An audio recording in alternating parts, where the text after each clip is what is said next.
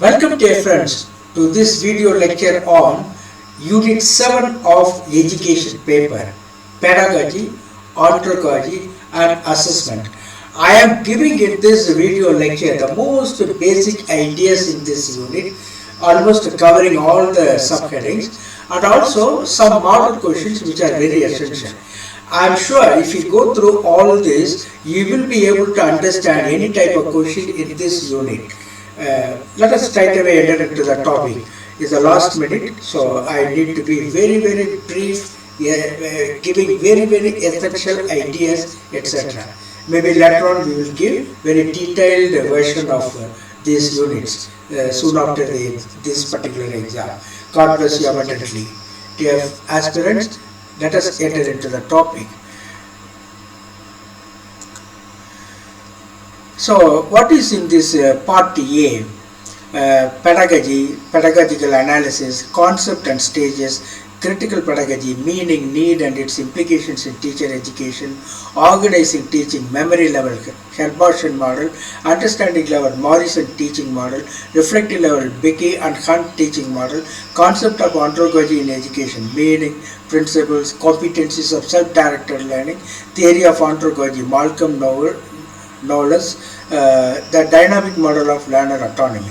So these are the topics available in this part A of Unit 7. I am sure if you go through the basic ideas, that will be enough for cracking NET in this area, NET questions in this area. So let us straight away enter into the topic. What do you mean by pedagogy? Pedagogy refers to the theory and practice of education, particularly how teaching and learning occur.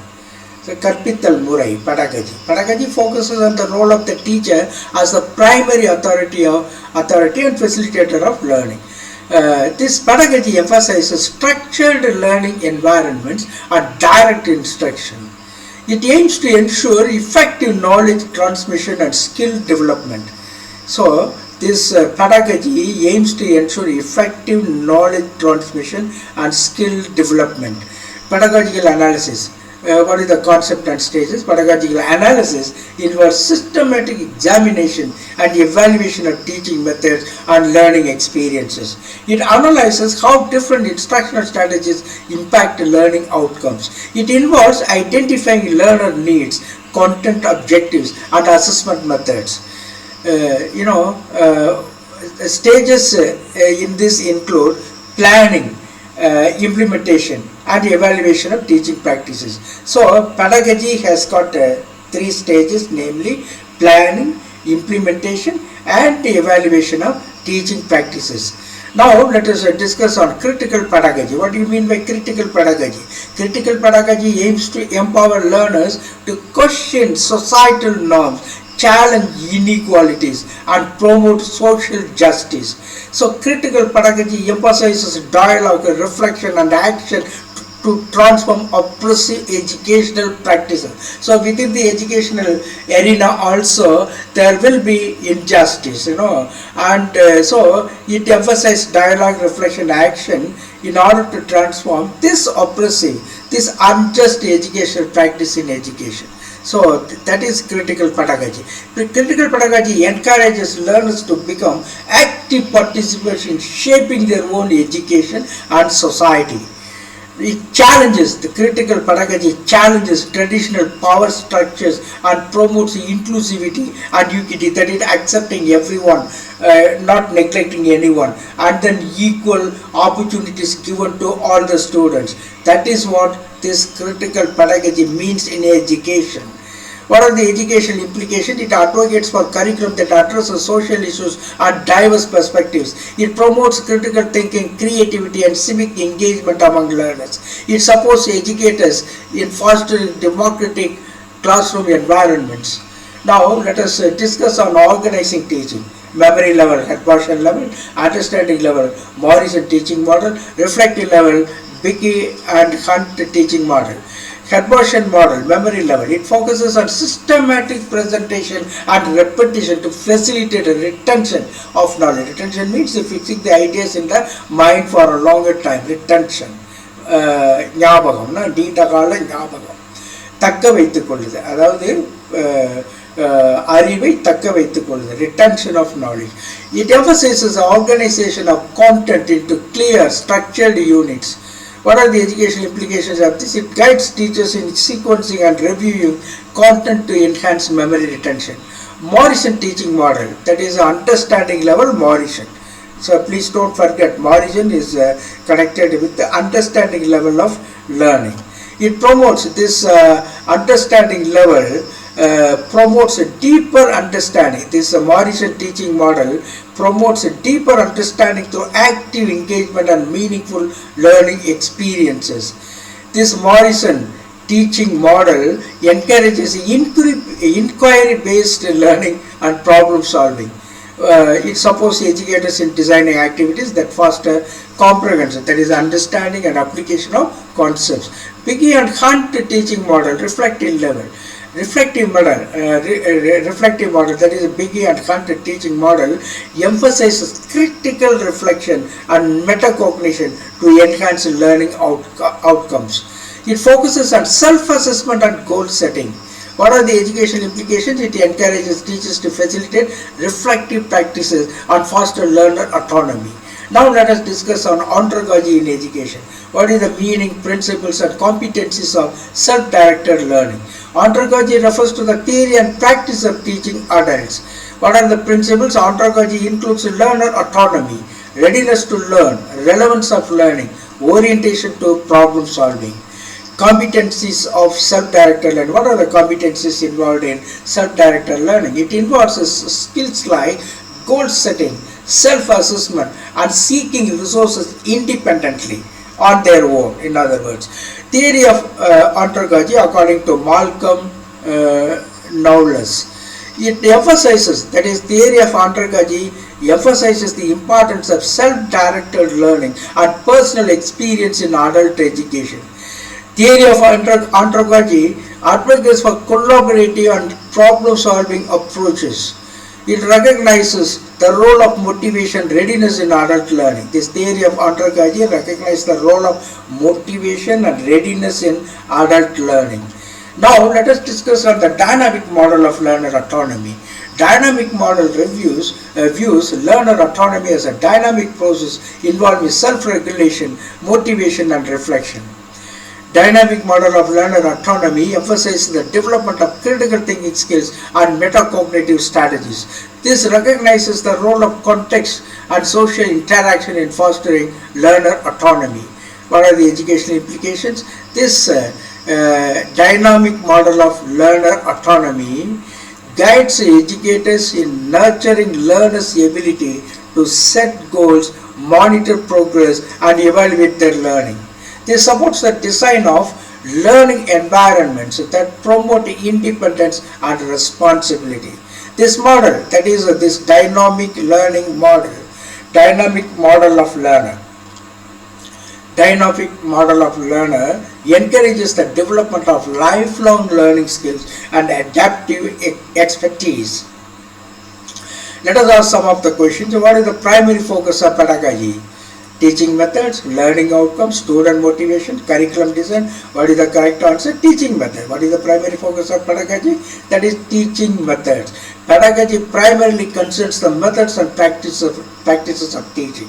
What are the stages of pedagogical analysis? What are the stages?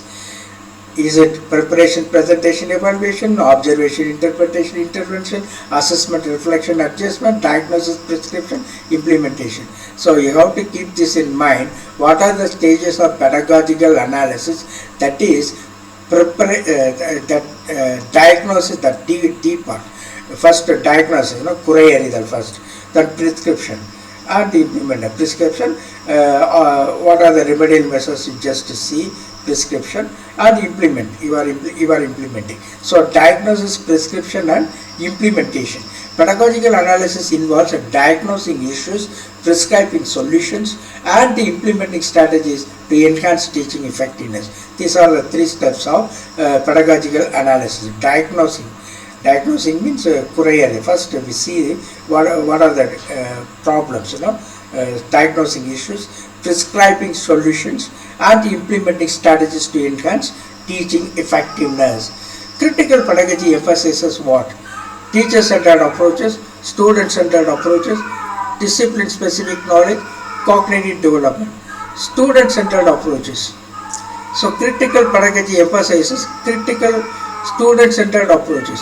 Critical pedagogy advocates for empowering students through dialogue and critical thinking. Why is critical pedagogy important in teacher education? To promote traditional teaching methods, to challenge oppressive educational practices, to standardize curriculum across schools, to enhance administrative efficiency. So why is critical pedagogy important in teacher education? That is to challenge oppressive educational practices. Critical pedagogy aims to address inequalities and promote social justice in education. Now, which teaching model focuses on the memory level according to the Herbartian model? Exposition, inquiry, discussion, problem solving. That is the exposition. Exposition means, what you have, what the students have learned, just reading it out or speaking it out, the same passage like exposition, or keeping in mind, reciting that. So that is the exposition. The Herbartian model emphasizes systematic instruction and retention of knowledge at the memory level through exposition. The Morrison teaching model primarily targets what? Knowledge acquisition, critical thinking skills, metacognitive strategies, creative problem solving. So the Morrison teaching model primarily targets critical thinking skills. The Morrison teaching model aims to develop understanding and critical thinking among students. The Biggie and Hunt's teaching model, it focuses on what? Experiential learning, reflective practice, conceptual understanding, collaborative learning. What is this? Reflective practice. That is Biggs and Hunt's teaching model. That is reflective practice. Biggs and Hunt's model emphasizes reflective teaching practices to enhance learning outcomes.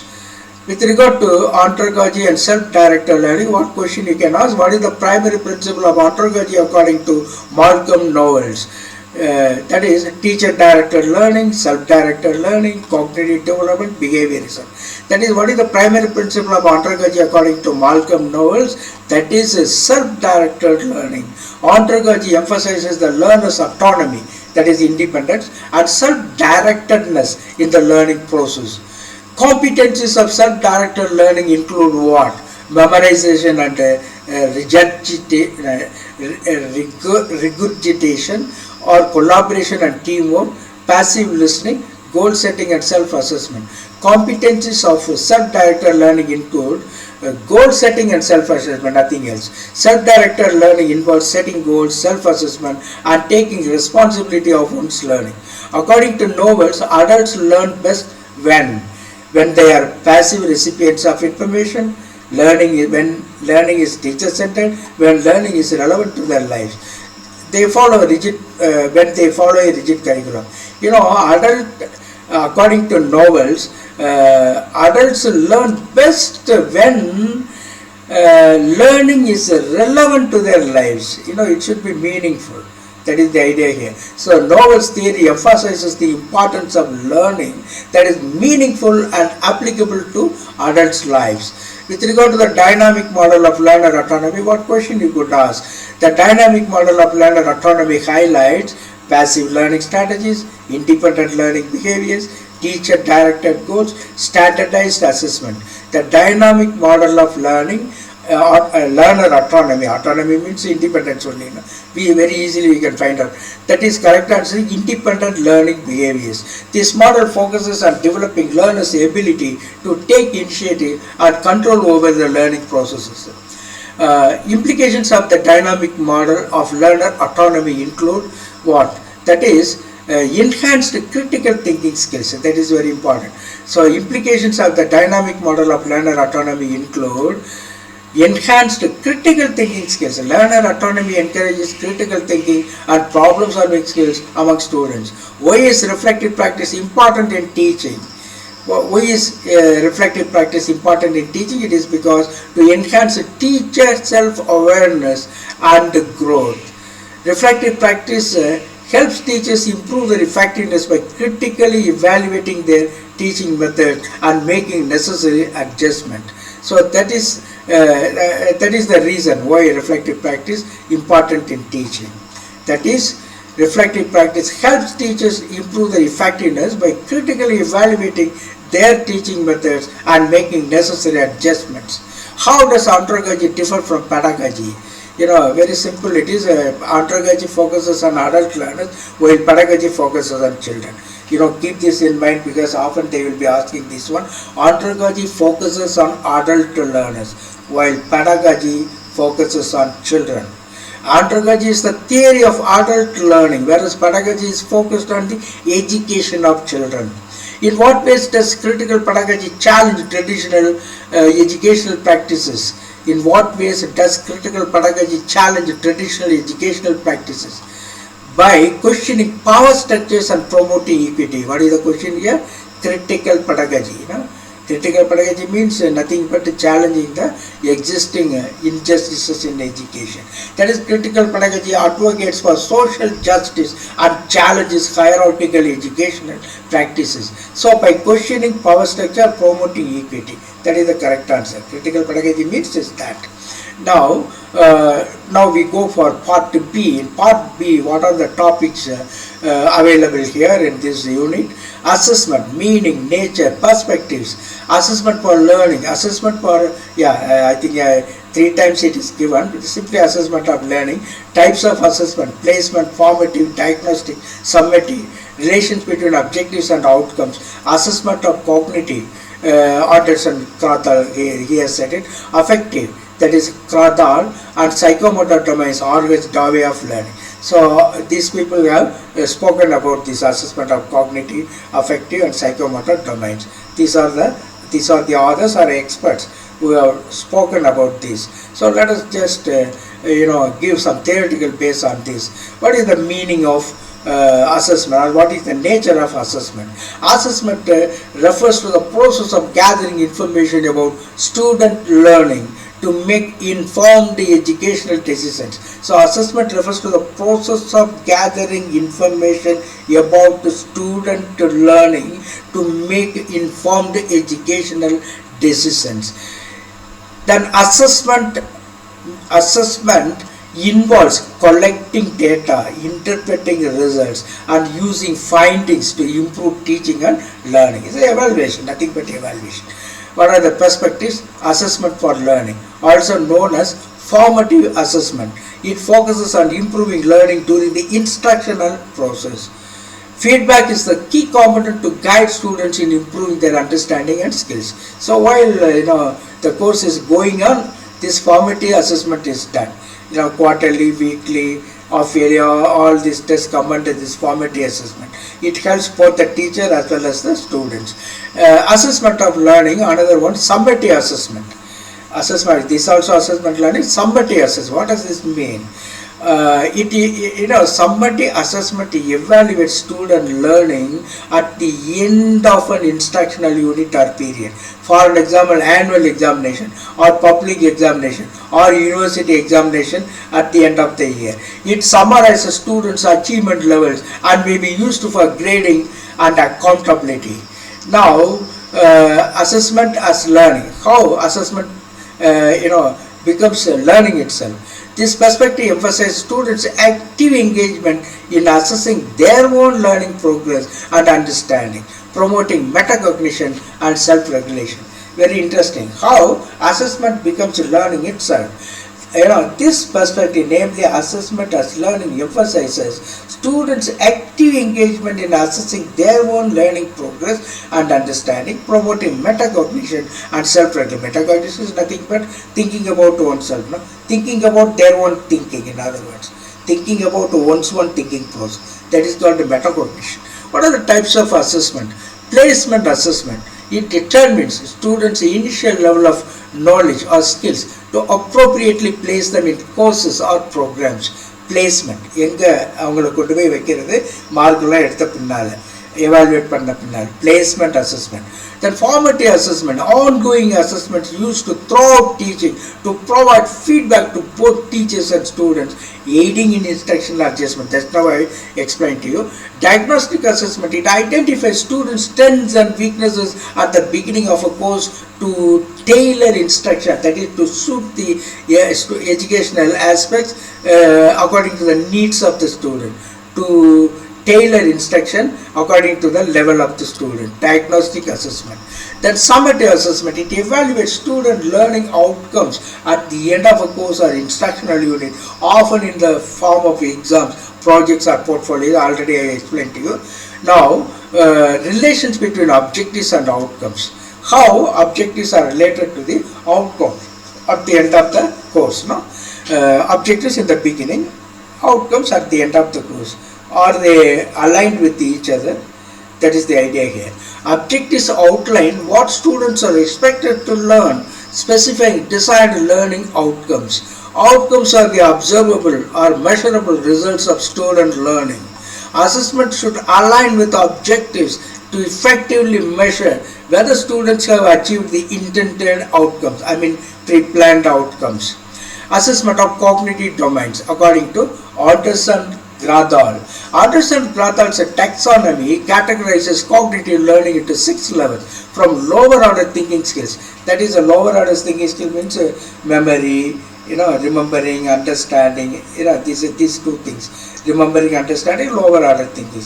To higher order skills, analyzing, synthesizing, analyzing, evaluating, creating, that is problem solving.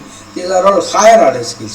So Anderson and Gradal's taxonomy categorize cognitive learning, that is மூளை செயல்பாடு அல்லது அறிவு செயல்பாடு சொல்றோமே, cognitive learning into 6 levels from lower order thinking skills to higher order skills. So lower order skills, remembering and understanding, that is why objective type questions are given. Higher order skills, analyzing, evaluating, creating, etc. Assessment in the cognitive domain involves tasks that measure students' ability to recall information, understand concepts, apply knowledge, analyze situations, evaluate ideas and create solutions. So assessment in the cognitive domain involves tasks, that is activities, that measure students' ability to recall information, understand concepts, apply knowledge, analyze situations, evaluate ideas and create solutions. Now assessment of affective domain according to Gradal. He has said about assessment of cognitive domain also. Gradal, he has spoken about assessment of affective domain also. Affective domain at the heart level, values, attitudes, beliefs, etc. So the affective domain includes attitudes, beliefs and values. Assessment in this affective domain measures changes in students' emotions, interests, motivations and values. This assessment of affective domain focuses on understanding how educational experiences influence students' feelings and perspectives. Now let us talk about assessment of psychomotor domain according to R.H. Dave. It is in the syllabus only. The psychomotor domain involves physical skills and coordination. The psychomotor domain, he talks about psychomotor domain. So udal yeka kalam. So psychomotor domain involves physical skills and coordination. Assessment in this domain evaluates students' ability to perform tasks, demonstrate techniques and manipulate objects. It focuses on measuring fine and gross motor skills as well as coordination and movement of precision.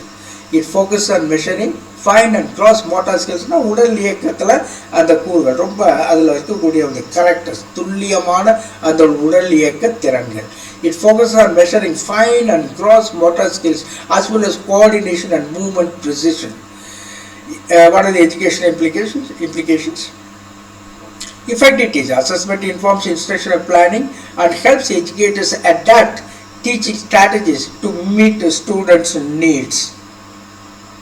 Feedback. Let us talk about feedback.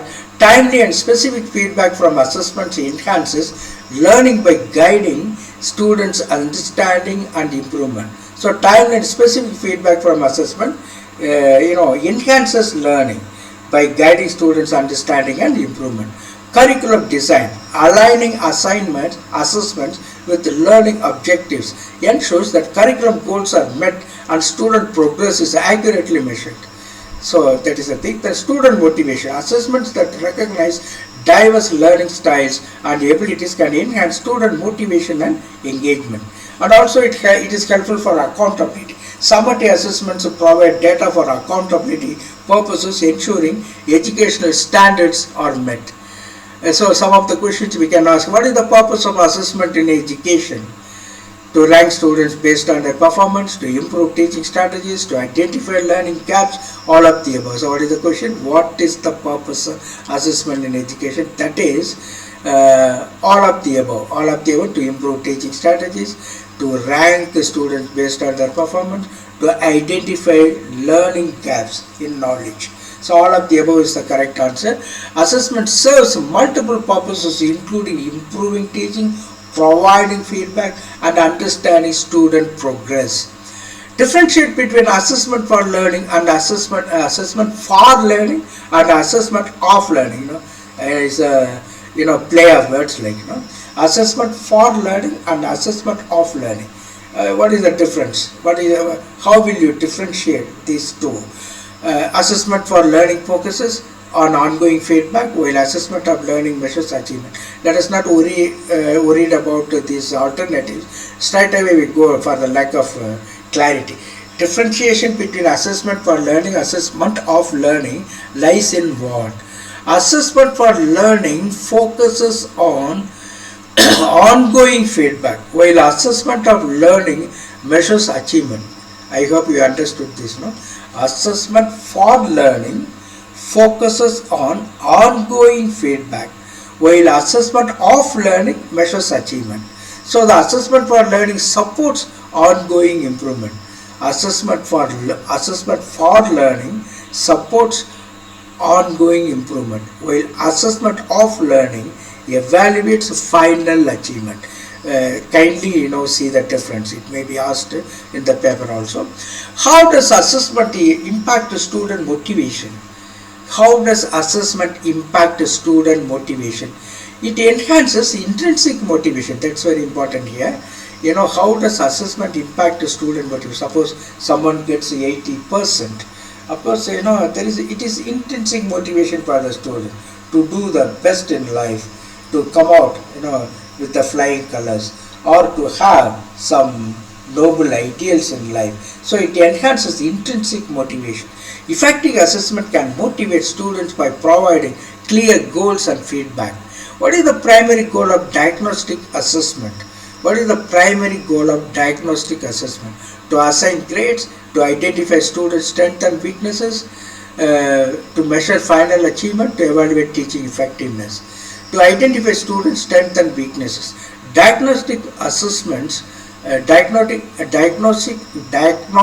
assessment helps in identifying previous knowledge and areas needing improvement. What is a formative assessment typically used? When is formative assessment typically used? That is, formative assessment is used to monitor student learning progress during teaching. What distinguishes summative assessment from formative assessment? Summative assessment and formative assessment. What is the question? What distinguishes summative assessment from formative? I mean, what is the difference between summative assessment and formative assessment? That is, summative assessment evaluates learning outcomes at the end of the annual exam or university exam, learning outcomes. Formative assessment guides learning. While it is done during quarterly, half-yearly exams, and the students are being helped by the teacher. The teacher guides the students to get, better marks, something like better score. So summative assessment evaluates learning outcomes at the end of the instructional period. Now, with regard to relation between objectives and outcomes, what you could ask: describe the relationship between instructional objectives and assessment outcomes. The relationship between instructional objectives and assessment outcomes. That is, objectives guide instruction, while outcomes measure the success of achieving those objectives. Very simple, no? Objectives guide. In the beginning we have some plan, objectives. the goals for teaching, and the outcomes can naturally measure the success of achieving those objectives. That way they are interconnected, objectives and outcomes. Now, how can alignment between objectives and outcomes enhance educational effectiveness? That is, by ensuring consistency in curriculum design. So what is the question here? How can alignment between objectives and outcomes enhance educational effectiveness? That is, alignment ensures that what is taught matches what is assessed. Now let us talk about assessment of cognitive, affective and psychomotor domains.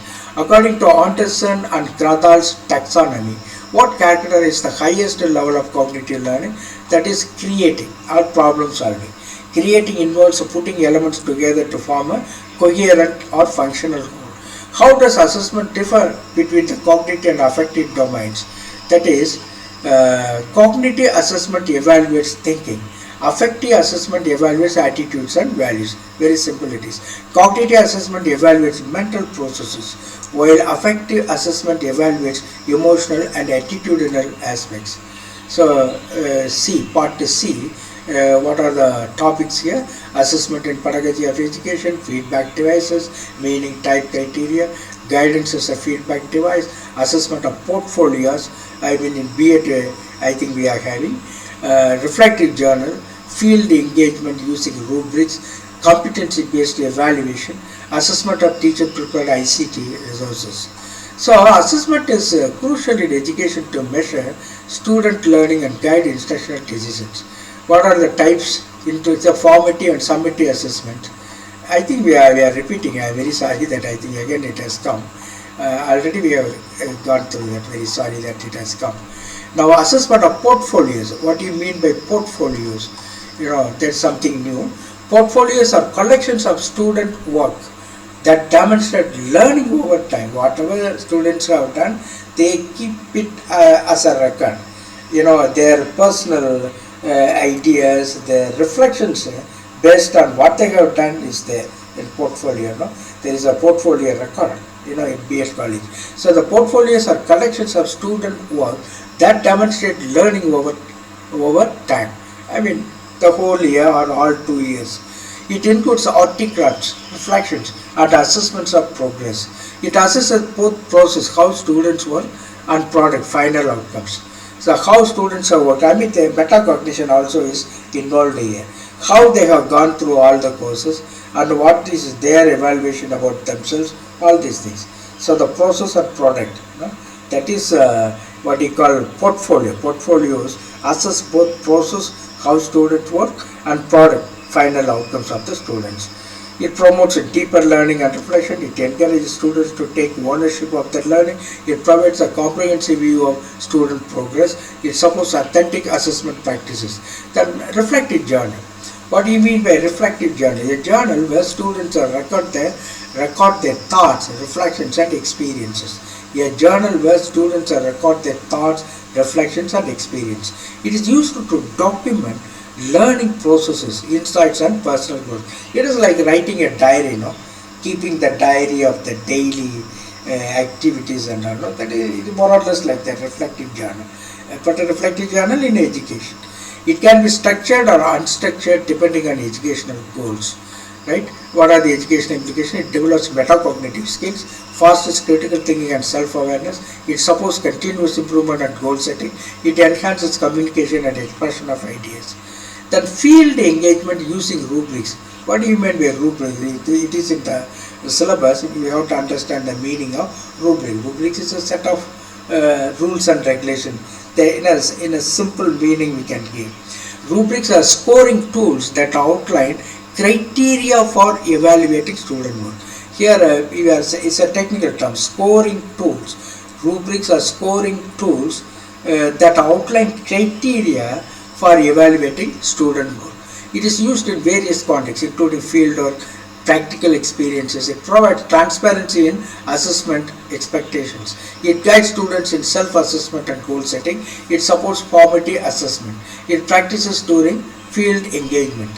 Now, competency-based evaluation, what do you mean by that? It focuses on mastery of specific competencies or skills. It emphasizes what students can do rather than what they know. Here, more than knowledge, the skill-oriented. This type of evaluation is skill-oriented. So, it emphasizes what students can do rather than what they know. It allows for personalized learning pathways. Now, let us talk about assessment of teacher-prepared ICT resources, evaluation of educational technology resources prepared by teachers. It includes digital content, tools, and platforms used for instruction. It assesses impact. It assesses impact on student learning and engagement. That is assessment of teacher-prepared ICT resources. What are the educational implications? It ensures alignment with curriculum goals and education standards. It promotes effective integration of technology in teaching. It supports professional development for teachers. It enhances accessibility and inclusivity in learning environments. Now, assessment in pedagogy of education. Assessment is crucial for measuring student learning and guiding instructional decisions. What are the types including here? Formative and so I think I am repeating it. I am very sorry that somehow or other the points have been repeated here. Very sorry for that. I think feedback devices also, we already seen that. Portfolio, once again it comes again. Maybe some editing. I have done something or other. Don't worry, but understand the basic concept, that's enough. Let us ask some questions. What is the primary purpose of feedback devices in education? What is the primary purpose of feedback devices in education? That is to enhance student learning and performance. So feedback devices are used to provide students with information on their progress and areas needing improvement, thereby supporting their learning and performance. Which of the following is not a type of feedback devices? Written commands, written comments, verbal feedback, multiple choice test, peer assessment. Which is not a type of feedback device. Just to see something is on multiple choice test. Why multiple choice test is not a type of feedback devices, we can analyze. Multiple choice tests are assessment tools, not feedback devices. It is assessment tools only. Whether the students know the the correct answer, either the true or false or match the following. It's a multiple choice test. Multiple choice test or assessment tools, not feedback devices. Feedback devices include written comments, verbal feedback and peer assessment, which provide information to students about their performance. What type of feedback focuses on the process and strategies used by the student rather than the final outcome? Very interesting, formative feedback, Formative feedback. What is the question? Which type of feedback focuses on the process and strategies used by the student? Of course, while he is studying, so many evaluating aspects are there. For an example, quarterly, half-yearly, weekly, all those stuff. So it's a process where the student comes to know about himself. The teacher also comes to know about his teaching. That way, it becomes a process. That is that happens in which feedback? Formative feedback. Formative feedback. Formative feedback provides ongoing insights and suggestions during the learning process, helping students improve and understand the strategies they are using. Which of the following is a key criterion for effective feedback? Which of the following is a key criterion for effective feedback? That is specific and actionable. Which of the following is a key criterion for effective feedback? Which is specific and actionable. Effective feedback should be specific and provide actionable steps that students can take to improve their performance. Effective feedback should be what? Should be clear, constructive and timely. For feedback to be effective, it needs to be clear, constructive and provided in a timely manner to help students make necessary improvements promptly. How does guidance function? How does guidance function as a feedback device in education? That is, it helps students understand their strengths and areas for improvement. Guidance provides a personalized feedback that helps students recognize their strengths and identify areas where they can improve. Guidance as a feedback device is most effective when it is tailored to individual student needs. Effective guidance addresses the unique needs and circumstances of each student, providing personalized support. Which of the following is a key benefit of using portfolios for assessment? Which of the following is a key benefit of using portfolios for assessment? They are easy to grade. They provide a holistic view of student learning. They require little time to compile. So what is the right answer? They focus solely on memorization. They provide a holistic view of student learning. That is the correct answer. What is the key benefit of using portfolio? Because portfolio means what? The student keeps a record of whatever he has done for the 2 years, especially in B.Ed.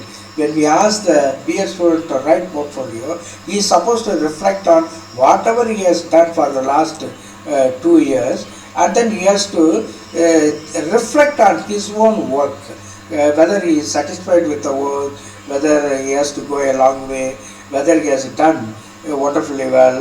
So he has to think about his own activities, academic activities. So that way they provide a holistic view of student learning. Portfolios showcase a range of student work over time, offering a comprehensive view of their learning and development. Portfolios are most effective when they include diverse types of student work and reflection, all types of work, whatever they have done.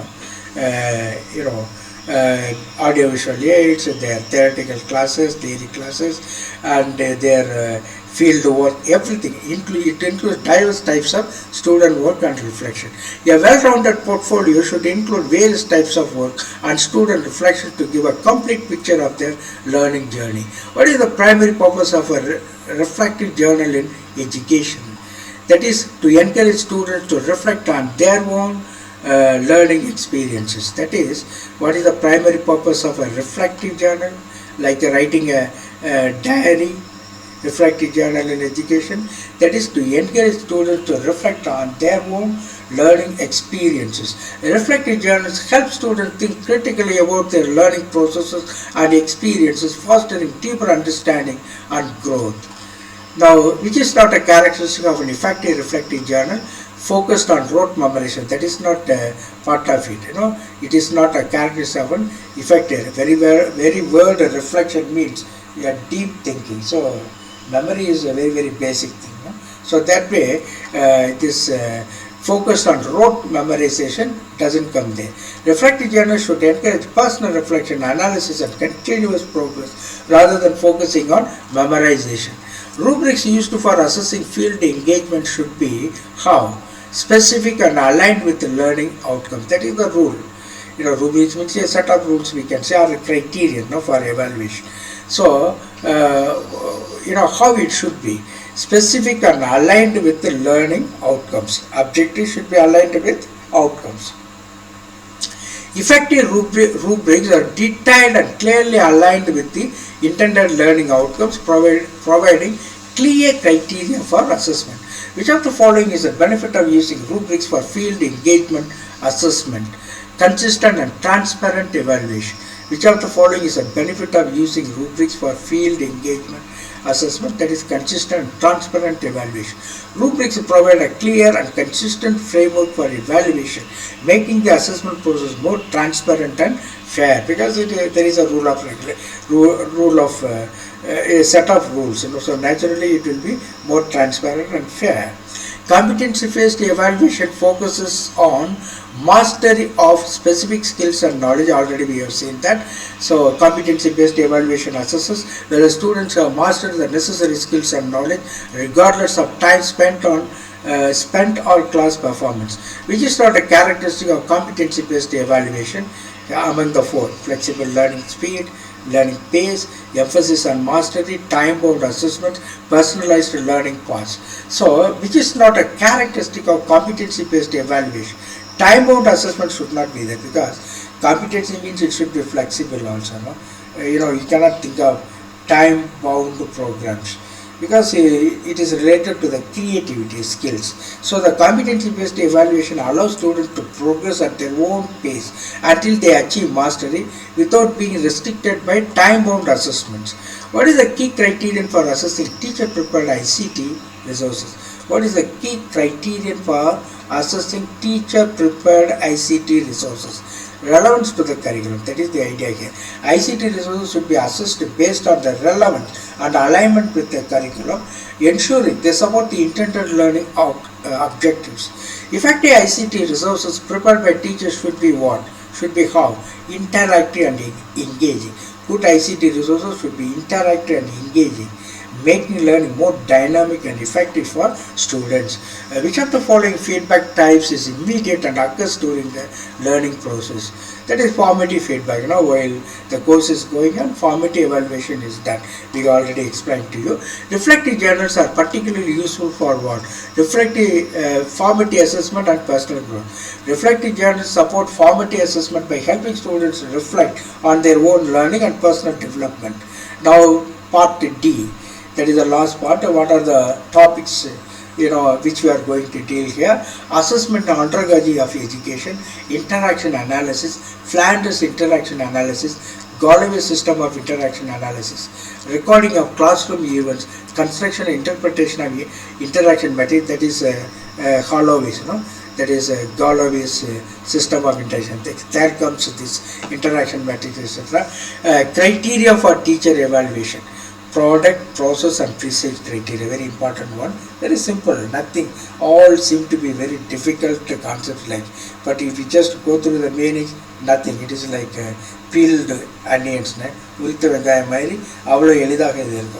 rubrics for self and peer evaluation, meaning, steps of construction, essential points and insights on assessment in Andragogy of education, interaction analysis, Flanders interaction analysis and Galloway system.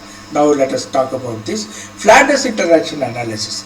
It focuses on verbal communication in the class. Already you have taught, you have studied in B.Ed classes, I am sure. Flanders interaction analysis is one of the most important communication models in educational technology, for this, especially in B.Ed, at the B.Ed level. Flanders interaction analysis. It focuses on verbal communication in the classroom. It categorizes teacher and student interactions into 10 categories, including teacher talk, student talk, and silence or confusion. It helps in understanding the dynamics of classroom communication and the balance between teacher and student talk. What are the educational implications? It promotes a reflective teaching practice, helps teachers modify their communication strategies to encourage more student participation and supports creating a more interactive learning environment. Now, Galloway system of interaction, what does this mean? How will you analyze this? It is similar to Flanders, but it may incorporate additional dimensions or specific focuses tailored to different educational contexts. That you have to understand. It is like a Flanders, but then it adds some more dimensions, like interaction matrix, etc. It provides a systematic way to record and analyze interactions. What are the educational implications? It enables a detailed analysis of classroom interactions. It helps identify patterns in teaching and learning behaviors and supports the development of strategies for more effective teaching and learning processes. This recording of classroom event, construction and interpretation of interaction methods all come here in Galloway's communication system, Galloway system of interaction. Now, recording of classroom events means what? It involves documenting specific activities, interactions and behaviors in the classroom. That is recording of classroom events. Then tools include, what are the tools in this include? Tools include observation schedules, audio video recordings and checklists. What are the educational implications? It provides empirical data to analyze teaching practices, supports evidence-based improvements and helps in identifying areas for professional development. Construction of interaction matrix, it is part of Galloway's matrix of interaction. That is a construction of interaction matrix, a method to organize and display data on classroom interactions. Rows and columns represent different types of interactions or events, and cells contain the frequency or other measures of these interactions. What are the educational implications? It helps visualize the flow of classroom interactions, identifies dominant and less used interaction types, and facilitates the comparison of different teaching sessions and styles. How will you interpret the interaction matrix? It involves analyzing the matrix to draw conclusions about the interaction patterns. It identifies strengths and weaknesses in teaching strategies. Right. It provides insights into the effectiveness of teaching method, helps in planning intervention to improve interaction quality, and supports the development of more student-centered teaching approaches. What is the criteria for teacher evaluation? That is very important. Product criteria, process criteria, presage criteria, very important aspect in teacher evaluation. What do you mean by product criteria in teacher evaluation? It focuses on the outcomes of teaching such as student performance, test scores, and learning achievements. That is a product. They say product criteria in teacher evaluation focuses on the outcomes of teaching such as student performance, test scores, and learning achievements. So it emphasizes accountability for student success. It encourages outcome-focused teaching and supports setting clear performance targets. What do you mean by process criteria? It looks at the methods and processes used in teaching, such as instructional strategies, classroom management, interaction patterns. So please, see the difference between this. This is, more of planning like. Product criteria, this is outcomes actually, product criteria, outcomes. Outcomes of teaching such as student performance, test scores, and learning outcomes. What is process criteria? It looks at the methods and processes used in teaching such as instructional strategies, classroom management, and interaction patterns. So next one, presage criteria. What do you mean presage criteria? It considers teacher attributes and qualifications such as knowledge, skills, attitudes, and preparation.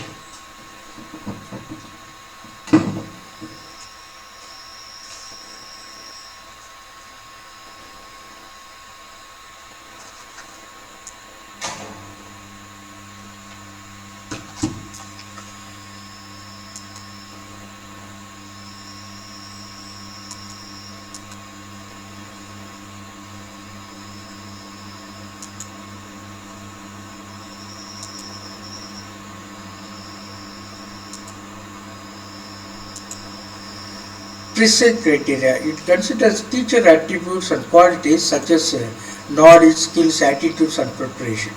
It highlights the importance of teacher professional development.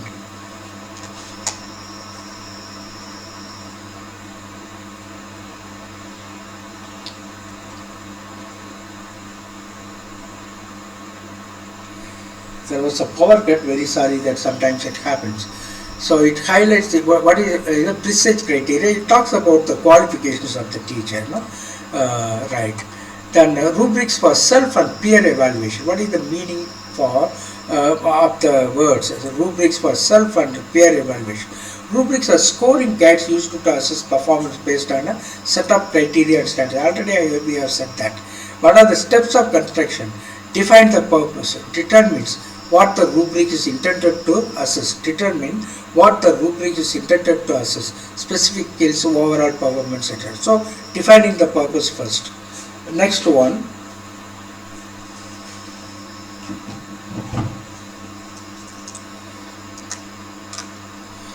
Identify criteria. Identify criteria. List the key aspects of performance that will be evaluated.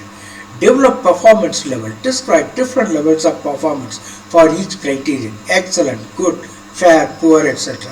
Write descriptors. Provide clear, specific descriptions for each level of performance for each criterion. Then test and revise. Use the rubric in practice. Gather feedback and make necessary revisions to improve clarity and effectiveness. Teacher use. It provides a transparent and consistent framework for assessment, supports fair and objective grading, and facilitates clear communication of expectations and feedback to students. That is rubrics. Now, Flanders interaction analysis. Some questions. What is the primary focus of Flanders interaction analysis? So that is classroom interaction. That is nothing but what is the primary focus of Flanders interaction? That is at the classroom interaction.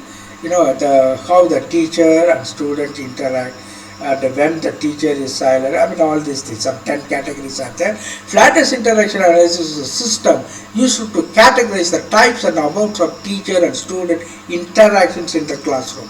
How many categories are there in Flanders interaction analysis system? There are 10 categories. Flanders system consists of 10 categories that help in analyzing classroom interactions. Which of the following is not a category in Flanders interaction analysis? Which of the following is not a category in Flanders interaction analysis? That is assigning homework. Among these things, lecturing, criticizing, praising is there, but assigning homework is not there. Flanders hasn't said about it. So Flanders categories focus on interaction, and assigning homework is not one of them. What is the term indirect influence in Flanders interaction analysis referred to?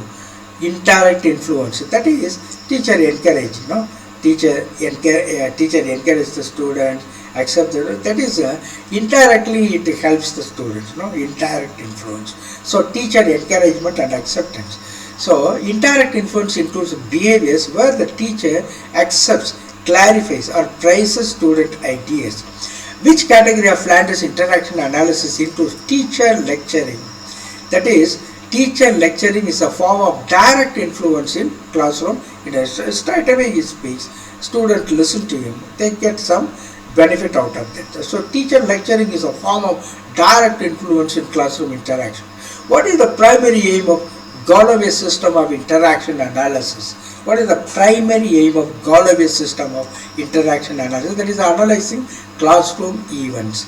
Galloway system focuses on recording and analyzing classroom events to understand interaction patterns.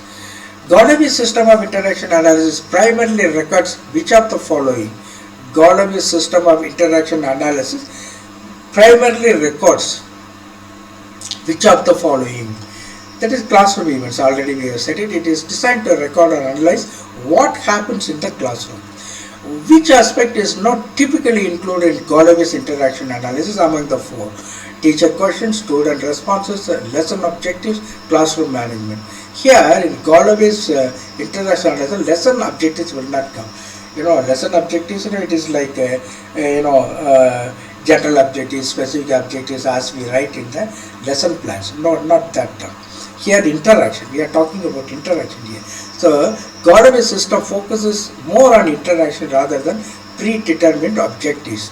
What is the first step in recording classroom events for interaction analysis? What is the first step in recording classroom events for interaction analysis? Developing a rubric, identifying interaction categories, selecting a recording device, analyzing student outcomes. That is identifying interaction categories. So first step in recording classroom events is identifying interaction categories. Before recording, it is essential to identify the categories of interactions to be observed. What is an interaction matrix used for in interaction analysis? What is an interaction matrix used for in interaction analysis? That is mapping classroom interaction. That is there is nothing but mapping. Interaction matrix used for interaction analysis. Interaction matrix means it is mapping classroom interaction. And interaction matrix visually represent the types and frequencies of interactions in the classroom. In interaction matrix, which axis typically represents the teacher's behaviors? Horizontal, vertical, diagonal, no specific axis. That is horizontal, x-axis. We can call it x-axis. That is x-axis in the graph line. So in an interaction matrix, which axis typically represent the teacher's behavior, horizontal or x-axis, as we know, in the graph straight. The teacher's behaviors are usually plotted on the horizontal axis. Which of the following is not a criterion for teacher evaluation? Which of the following is not a criterion for teacher evaluation? Product, process, result. The only three things we know. Personality is a is an intrusion here. So personality is not the right thing. Teacher evaluation typically includes product, process and research criteria, but not personality. What does product criterion teacher evaluation refer to? That is, the product criterion evaluates the outcomes or results of the teaching process. What is the focus of the process criterion teacher evaluation? They are nothing but teaching methods. The process criterion assesses the methods and strategies used by the teacher. The presage criterion in teacher evaluation primarily considers what? Teacher's educational background, qualifications. So, presage refers to the teacher's background and characteristics that influence their teaching.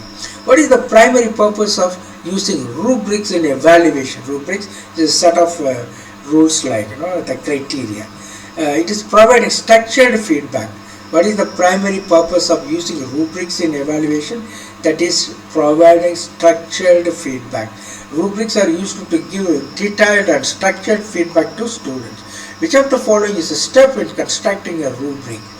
Which of the following is a step in constructing a rubric? I mean, 4 alternatives given: determining grading curve, defining performance criteria, assigning homework, conducting exams. Which of the following is a step in constructing a rubric? That is defining performance criteria. Constructing a rubric involves clearly defining the criteria for performance. Which element is essential for a rubric to be effective? Ambiguous criteria, detailed descriptors, fixed grading scale, randomized standard. Which element is essential for a rubric to be effective? Detailed descriptors. It should be very detailed.